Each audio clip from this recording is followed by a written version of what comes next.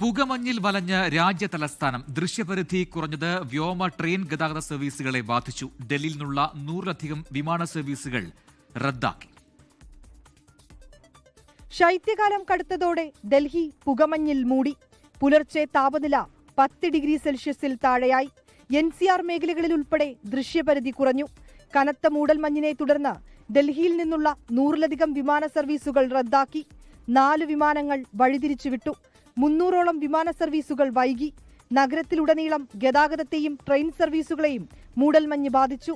ത്രിരാഷ്ട്ര സന്ദർശനത്തിനായി 8:30 പുറപ്പെടേണ്ടിയിരുന്ന പ്രധാനമന്ത്രിയുടെ വിമാനം കടുത്ത മൂടൽമഞ്ഞിനെ തുടർന്ന് 1 മണിക്കൂർ വൈകി 9:30ഓടെയാണ് പുറപ്പെട്ടത്.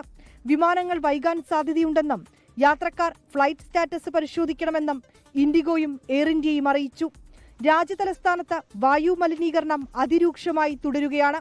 വായു ഗുണനിലവാര സൂചിക 500 വരെ രേഖപ്പെടുത്തി.